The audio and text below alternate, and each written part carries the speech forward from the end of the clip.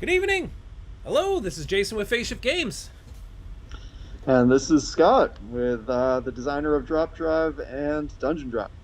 Scott, you are coming to us from a semi-public location this time, right? Yes. Sorry, the mask. Hello, everybody. You work one of the.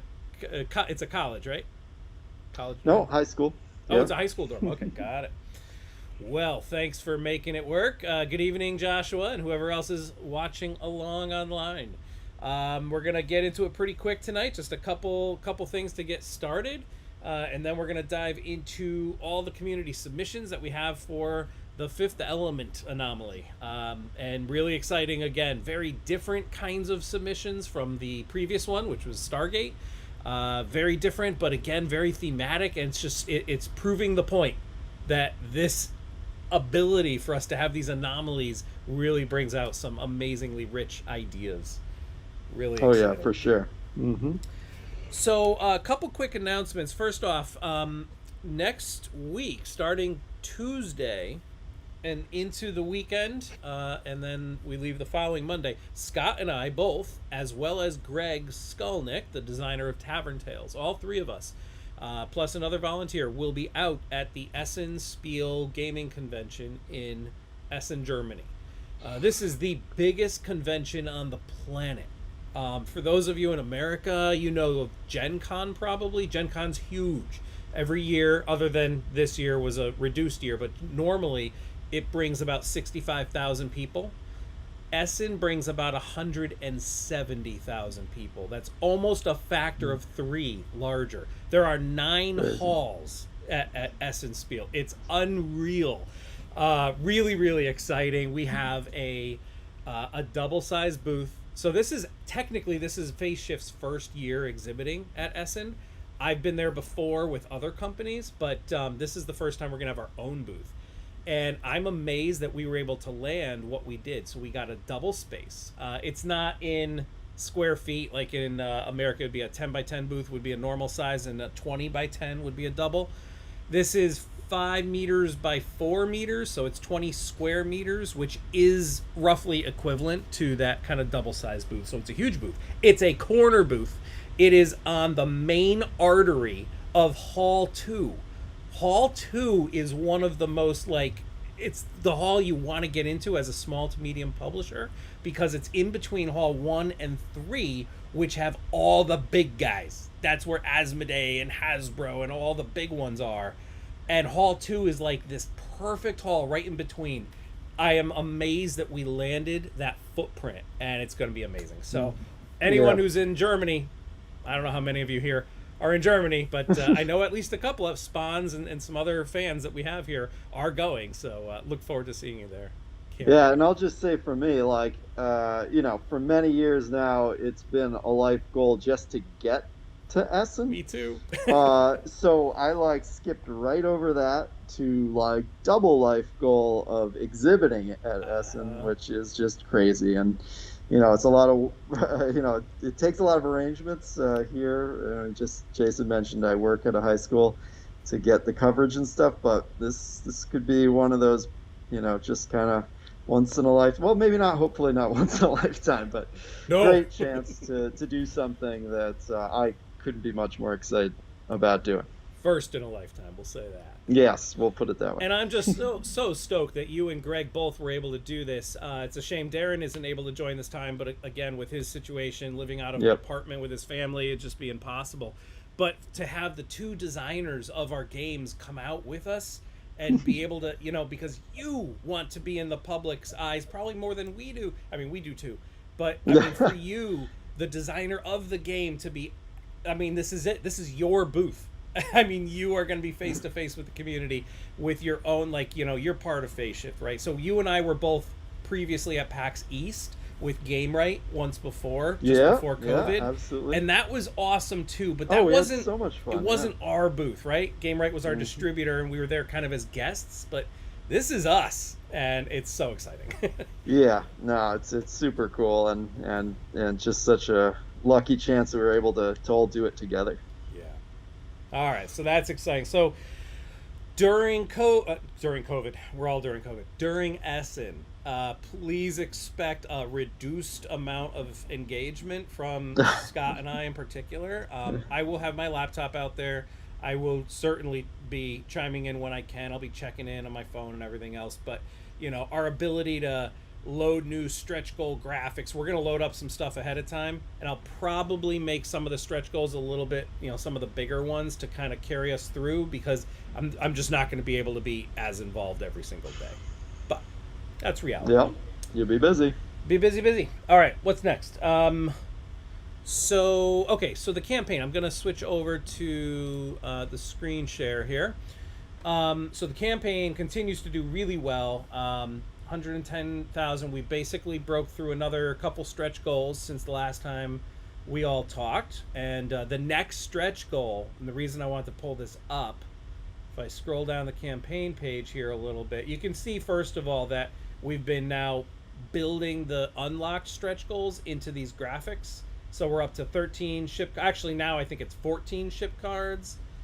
Maybe we're up to 51 explore cards. So I'll keep those going because we've unlocked a bunch. But this one here, really want to draw everyone's attention. Up until recently, this image just said prototype, and it was like a placeholder.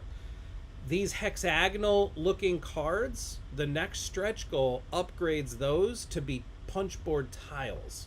So these are those captain cards that are two-sided, that you kind of secretly choose the aggressive side or the peaceful side. So what we really wanted, we knew cards was the base, the base component before we unlock some stretch goal. It had to be card stock. But what we really want are these like hexagonal punchboard tiles. They're just going to feel so cool. They're going to look so cool. So anyway, wanted to... And I think, actually be able to be held in kind of the palm of your hand a bit, to be played. So I think this is the way to go. I think we'll hit it. Yes. So, well, we will hit it, because that one's the next one up, and I think it's at 114, so we're not far. We'll get there. No, we're not far from that one. We'll hit that one before we even leave for Essen, which is great. Okay, so that's that. And then Dropgate, the poll, we had the poll for the Dropgate mechanics, which is the previous live stream. We went through all the different mechanics that were submitted, the different ideas, and we basically distilled all of them into 3 different options. And as you can see, the results were pretty clear. Option 1 is the winner. I'm actually really surprised option 2 got so little traction. Option 2 was this dice mechanic, kind of pulling from like King of Tokyo and Elder Sign, this Yahtzee type mechanic, but with using D4 dice, which represent pyramids, which look like the pyramid ships. I thought that Dropgate dice mechanic would have been more popular. Yeah, I know. You were saying that right after we got off of the last chat. But I'm not as surprised. I do think, when we started talking about this idea of, I think option 1 is the option that most visually represents the Stargate, and I think that connected with people, that we can really make something that kind of looks like that big circular gate. So it's super cool. Yeah, so just to recap, option 1, the winner. So this is in the game now. I mean, this is in that Anomaly pack, the set of 8 Anomaly packs. One of them is now this Dropgate. Now, whether it's a spinner wheel or a tile that's a rondelle, one way or the other, there's going to be some circular representation of the Dropgate. And it's going to have the symbols and chevrons, and we're going to figure out the rules for how you can either rotate this thing, or there's a chevron piece maybe that you move from space to space. We got to figure out the rules, and that'll take some time. But the idea being that in space are these 4-sided dice that act as pyramid ships. Those are the enemies. And they're going to move around, presumably, from planet to planet, subjugating the people through their fear and terror. And then what you can do as players is, if you either encounter those ships in space, or if those ships are on a planet and you go to that planet, the pyramid ship, whatever side is facing up, like whether it's a number or symbol, that will somehow let you manipulate this rondelle or this spinner and rotate that number of times or up to that number of times. And the results on the spinner, there might be different effects based on where you landed. So you get a couple interesting choices, and maybe one of those is a way to actually start damaging or destroying those pyramid ships for great reward, presumably. So, Yeah, more to be definitely determined. some interesting possibilities there. Yep, I love it. I love it. Um, all right. Well, with that, I think let's get on to tonight's topic, which is the fifth element, Anomaly. All right. We're not going to waste time talking about what an anomaly is, because if you don't know by now, go check out our previous live streams. Yeah. So this is clearly based on the cult. It's probably safe to call it a cult classic, right? Oh, yeah, for sure. Fifth Absolutely. Element. I, when I first saw a Fifth Element, obviously I was much younger at the time. I remember having this like mixed reaction. At the age I was, I loved the science fiction aspects. I loved Bruce Willis, but I thought the characters were so weird and over the top. And then Ruby Yeah. Rod came in, and I was like, do Yeah. I like this movie? I'm not sure if I like the movie. And now when I watch it, I'm like, I love this movie so Yeah. much. I am very similar, and probably we have a similar reaction because I think we both grew up with like, a lot of just liking sci-fi, but usually it's treated with a little bit more of just kind of a flat, serious tone, Yes, and yes. watching a movie like that, you're like watching it at first. It's kind of like, wait, are we making fun of sci-fi? I Yeah. love sci-fi, but you finish it, and at the end you realize, no, it still loves sci-fi. It's just got a really quirky tone to it. And I've grown. I think it's one of those movies. You just grow to love it, absolutely. And even after I finished the first watch, I was like, there's something very magnetic about it. Like you want to watch it again. Yeah. There's something going on there. Yep. Well, let's take a look at what folks have submitted. So our friend Silver Lightning from France, he has submitted many ideas for us over the years.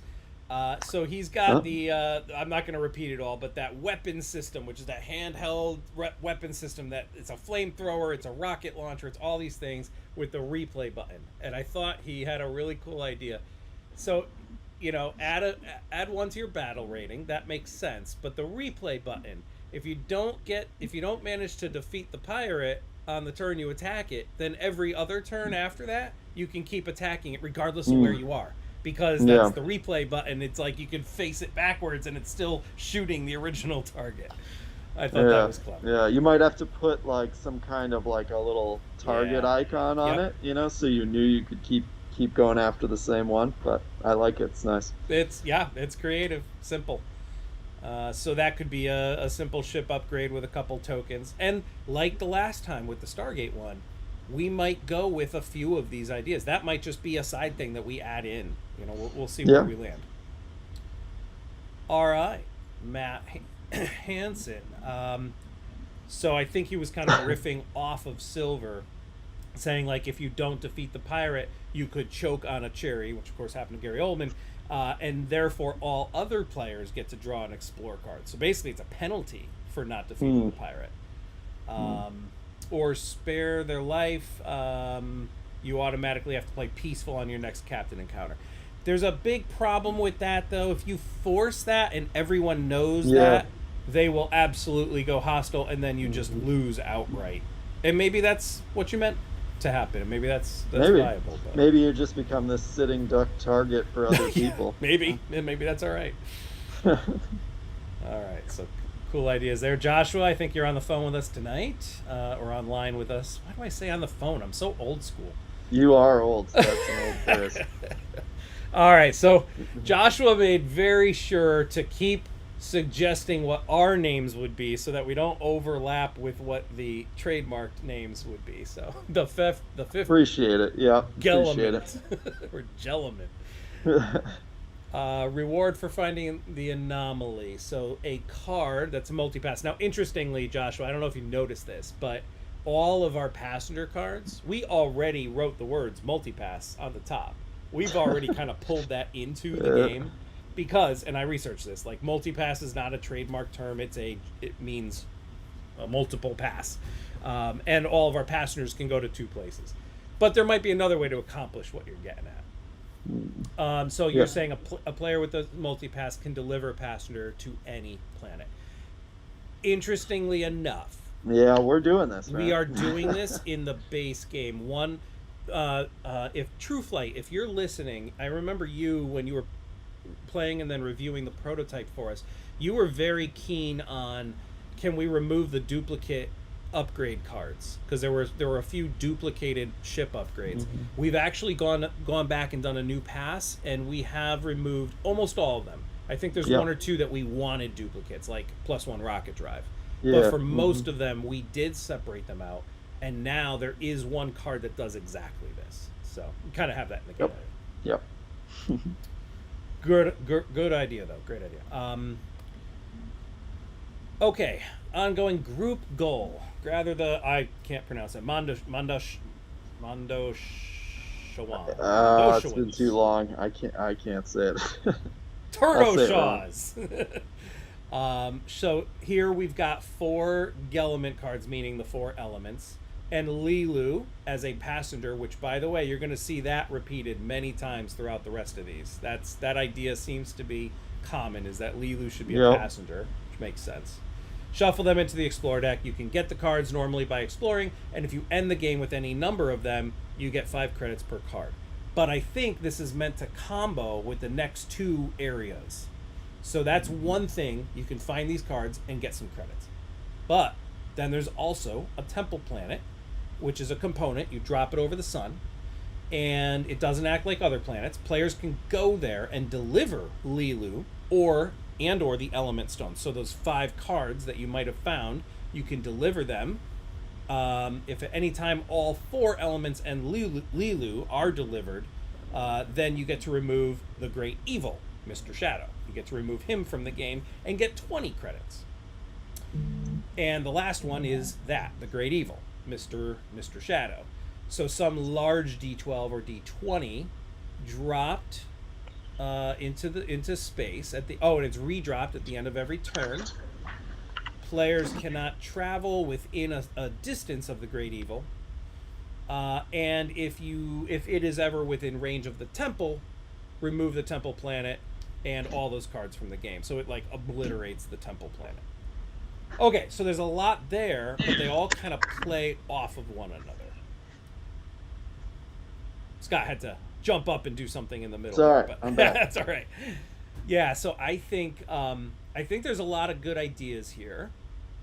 We basically have the notion of getting those 4 elements plus Lilu into the game. You can collect them individually, get small reward. You could deliver them all to the temple planet, get a big reward, and then you've got this Great Evil, which kind of obliterates things in its track, and if it gets to the temple planet, it blows up the temple planet. Yeah, so this is really the point of the submissions where this kind of larger story arc started to come out and how it might play out in our game. So yeah, I think this is the stuff we'll spend a lot of time talking about. How this might be able to work, but 100% the whole idea of this 5th element passenger, if we already have passengers in the game, I want to say that this is kind of a no-brainer that this should be an element of some kind. Absolutely. The Great Evil thing is something that comes up a few times here too.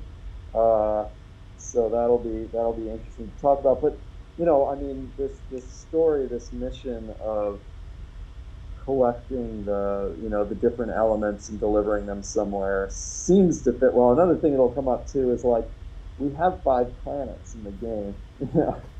So it's kind of interesting. We're right on this overlap between the movie and and our game system. So Are you thinking perhaps that we could almost like start with one stone on each planet and You Lilu on could, that right? kind I of mean, it thing? just seems like there's some possible easy overlaps there. Yeah. Interesting. All right, let's keep going. Van starts with, I don't know how to work it out, but the drop is kind of a big bada boom. I Uh-huh. agree. The big bang is like big bada boom.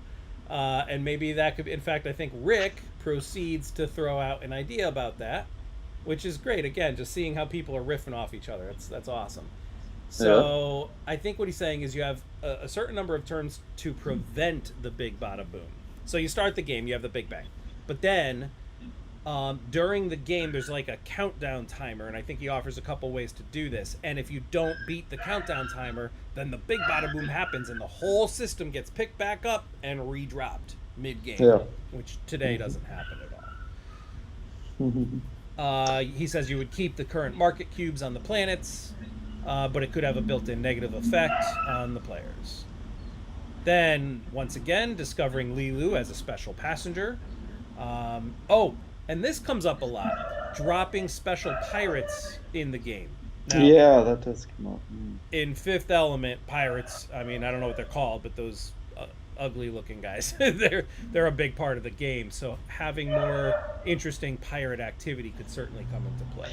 Well, yeah, and connected to that, and this may come up more specifically in one of the entries, but I think it does.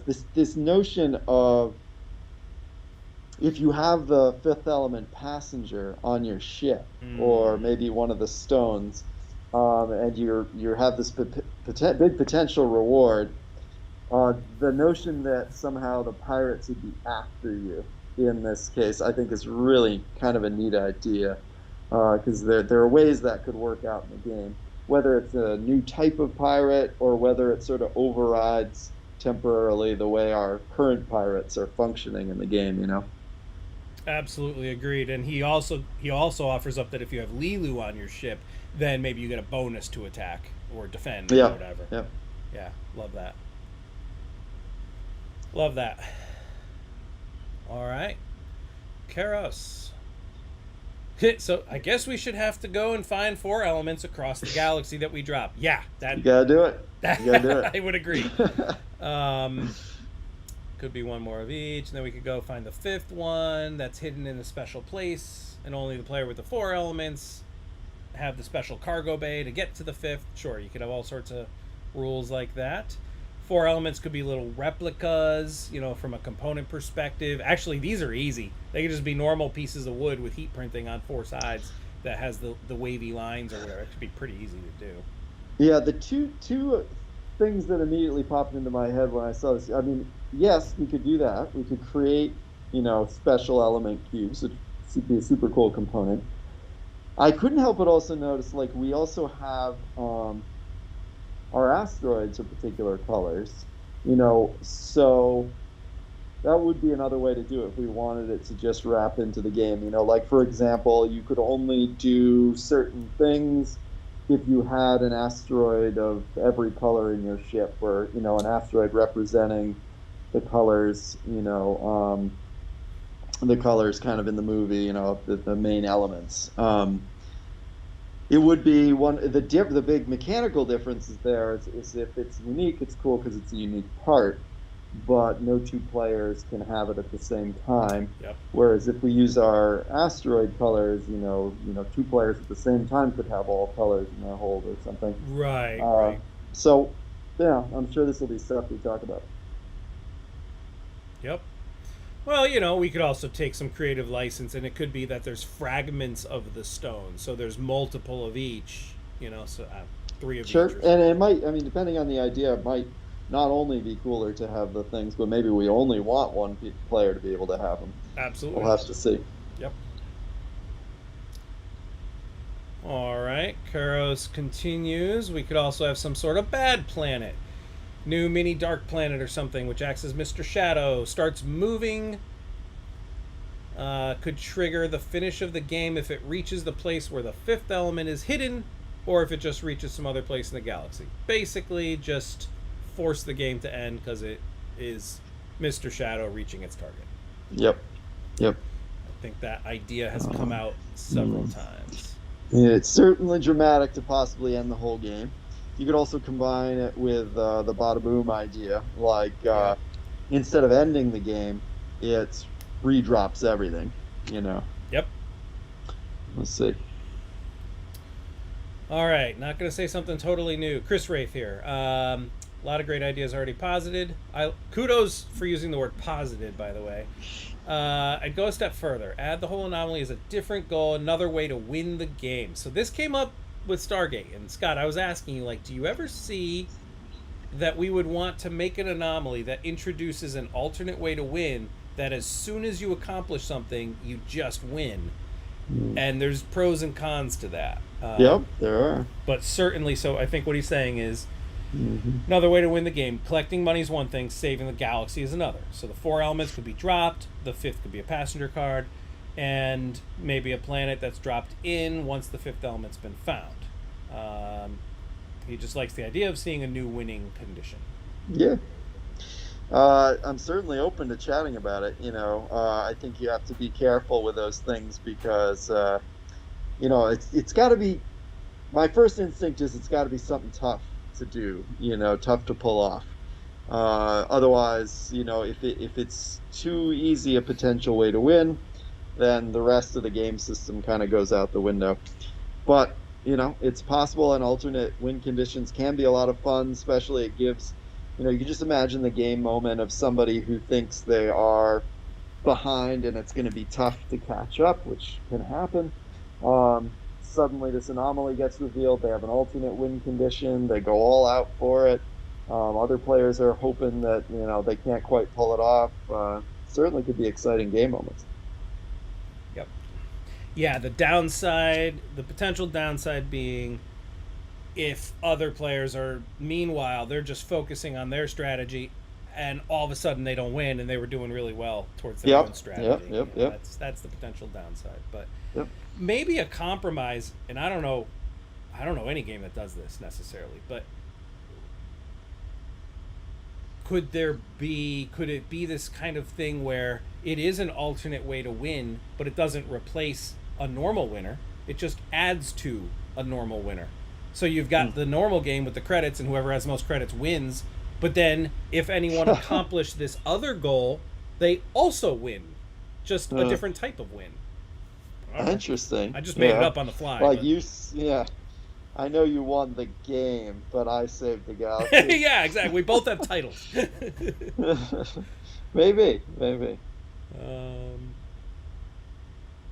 Okay. Let's see. Thomas. Mr. Shadow's a burning ball. Starts at the beginning of the anomaly, the most outer asteroid of the galaxy, moves inward towards the sun, eating all the objects it encounters along the way. Now, he had something interesting here, and I didn't fully understand it, but that the market tokens, instead of just being gray cubes, they are actually now expanded to represent the 4 elements. Unless I'm misunderstanding. Players need to trade them at the innermost planet to place them. Once they're there, the passenger cards...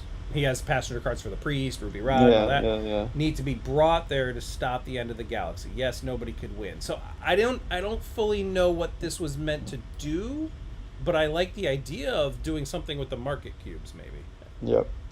I also, the other different idea here is that big list of passengers. Yeah. So, so far it seems like, a whole bunch of ideas are about essentially recreating the mission of the movie, right? Gathering the elements for some kind of big reward, defeat some big bad thing. A different direction to go would be to just add a whole bunch of new passengers or something to the game. I don't know if that system would work in the same way, but it is something slightly different. The idea of really just creating this whole new cast of characters. Agreed. And then this is similar to something before. So the player that's transporting passengers would be attacked by a pirate each turn. Yeah. Again, becoming that target. Yep. All right, Philip. All right, so Scott and I quickly debated this just before the live stream. So Philip calls this a semi co-op, but we're gonna recoin that here and call it a temporary co-op. And there's a difference. Semi co-ops generally in the industry mean a game that either everyone loses or one player wins. Typically, that's a semi co-op. So the problem with a semi co-op is you kind of have teamwork going on, because if everyone doesn't do good enough, then everyone loses. So you have that kind of teamwork. But then if only one player is going to win and other players realize they're probably not going to win, they tend to tank the rest of the game tricky. and purposely make everyone lose, which is not like real life. Maybe for some people it is, but that's the problem with semi co-op. So anyway, when we first read this, we are like, wait a minute, is this really a semi co-op? But the reality is, what Philip has proposed here is more of a temporary co-op, where once this is out, Mr. Shadow becomes the goal, and everyone has to work together to kind of take him down through whatever the mechanisms are. And if we don't, then everyone is going to lose. But as soon as he's defeated, play returns to normal, and now we're back against each other. So it's kind of like temporarily we have to work together, but then we go right back to adversarial. Yeah. Yeah, it could be interesting. I mean, I thought I like that idea. He had 12 turns here, so it's a countdown from 12 to 1. Everyone's got to work together to gather one of the stones from each planet, bring them to the 5th planet to activate the weapon. Of course, that's the theme. If you don't do this by the time he reaches 1, the game ends and everyone loses. If they're successful, then continue the game as normal. Right.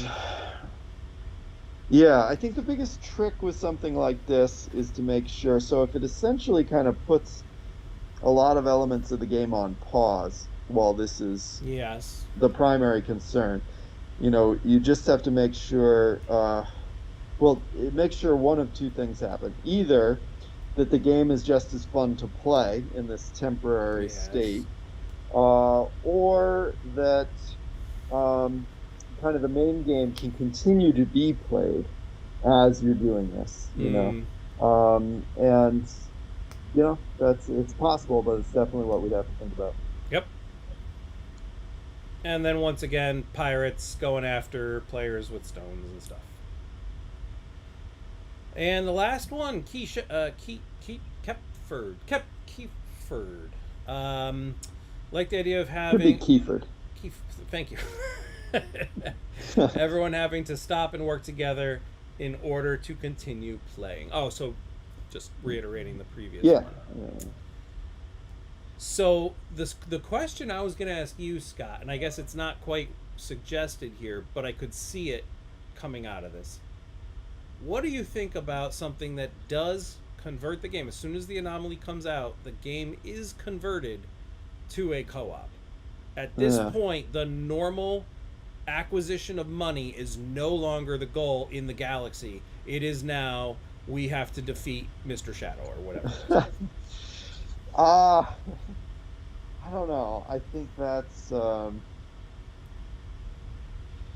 I could see people having different reactions to that, right? I mean, if you've been arranging a careful strategy, and building a ship in one direction, then this could feel tough. Yeah. However, something that seems maybe more possible to me might be something like for example, you switch it to co-op with a very particular anomaly that people could choose to, if they didn't want this possibility, the nice thing about the anomalies is you could remove that card from the deck, or arrange particular anomalies that you want to be in the game. But it could convert it to a co-op that sort of functions within the same system, like all the players, their collective amount of money that they make together is now, a victory condition they make or break. That would stay within the system of the game. But it doesn't, then we get away from I think, kind of the spirit of the fifth element. So we definitely have some stuff to talk about. Well, I think you and also I think Josh was commenting to the same effect I think you hit it on the head. We have to be careful that we don't suddenly introduce some new game mode through an anomaly that all of a sudden half of what the game is no longer applicable. Well, Yeah, no, I mean, we have to work within the system to a degree, yeah, I think. yeah. Yeah. So now, but the way around that is okay. Well, it could be that the same net effect is there within the same system of the game by you getting a big reward, a cash reward. Or heck, it could even be Yep. that for this you're not going to get money, but you're going to get these things called fame points or prestige points. But at the end of the game, they're just treated as the same, right? Yep. So Yep. that might be the Um, safer way to go. But then in the meantime, all of the systems in the game still work as intended the whole time. yeah, boy, there's a lot to think about here. I was thinking, and this is like a thought, and there's no way I'll complete here, but if a certain condition is met in the game, things score differently than they normally would, or something like that. Yes. I don't know. It's some really big questions you ask if you're going to change a win condition, because the whole game depends on that. Of course, that's why you start with what's the goal in the game when you teach it. Yeah. Yeah. Oh, and just to reiterate, I think we brought this up with the Stargate idea, or on that live stream. But like there could be something that changes how salvage works. Now it's still salvage. You pick it up, you put it in your cargo bay, you still go to a planet to identify Yep. it. But what identify salvage means is now a little different. And Yep. maybe there's a little side deck of cards. So this whole idea of searching for the stones, one way is you could put them into the Explore deck, but that's a big deck of 60 plus cards. Maybe there's a special fifth element, Explore deck, and now we say you have to go and find salvage specifically. When you identify salvage, draw from the side deck, and it has stones in there, but maybe it also has pirates that you uncover. And Oh, that's an interesting way to do it. Like if you're going after these, Yeah. then you have the chance to encounter some of these pirate, just by your pursuit of that thing. Yeah. Yep. Yep. Yep. Or in this case, like I mentioned earlier, possibly repurposing the asteroids in Yep. a similar way that you're talking about repurposing salvage, right? Yeah. Well, you look at our asteroid colors, and we've got water represented already. Plasma is very close to fire, so Yeah. we could possibly make our asteroids suddenly do more than one thing. Like you can deliver them for money, but they also can combine, to defeat a big enemy and get a whole bunch of points that way. So some stuff to think about. Actually, you're spot on. We have earth, air, fire, and water resource. We just also have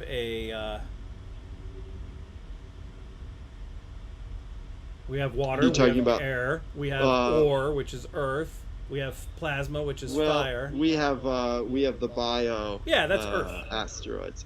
Oh. But they're different than ore. Yeah. So that's kind of the double. Well, the bio is the fifth element. There you go. Yeah. That's yeah. interesting. I don't know. There's definitely some stuff to work with there. Yeah. Very cool. Awesome. So yeah, once again, really unique, creative ideas. I think we can easily achieve something here that's going to really feel like we're recreating special moments from the movie. So Yeah. Joshua likes what we've been talking about. Special ship upgrade that converts asteroids to elements. Yep. Somebody said with the idea of the religious passengers going on the priest idea that was out there. Oh, right. It almost sounds like Chronicles of Riddick. Yeah, there was that great priest character in the Chronicles of Riddick. Another tremendous series. By the way, just went back and rewatched the third Riddick, which I never really appreciated as much. It was really good too. That whole series. I love that whole series. That was fun. That was a lot of fun. Yeah. Yep. Awesome. Well, let's see. That's the end of the list here. Any parting thoughts on the Fifth Element? No, I mean the community's given us an awful lot to chew over. So what always happens at this stage now is Jason and I will have like a private chat about sort of what are the the big major doable things that have gotten proposed here that we think we could incorporate into the game, and sort of how to shape it a little bit for people to weigh in on again. Mm-hmm. So I'm looking forward to that. There's plenty here to work with. I continue my, yeah, I love that idea of just having this really valuable passenger on your ship, and that there'd be somehow danger Yeah. associated with that. You know, trying to protect this passenger. That seems like a really unique kind of story arc to play out that comes from the Fifth Element. But then this other direction of it being more about the collection of stones or something and the big bad, that's a very different direction to go. So this might end up being something we put to the community. If we don't do both at once, I'm not sure. Right. Well, we'll have to see what plays well with others and which packages ultimately emerge here, and we'll bring it back to the community. Yeah. Awesome. Well, this is probably the last time you'll see us before we're at Essen. I don't know what the Wi-Fi will be like in our place. Maybe you and I do a live stream from our Airbnb in Essen. Hey, I don't know, we'll see we what could. it's like. That might be really fun.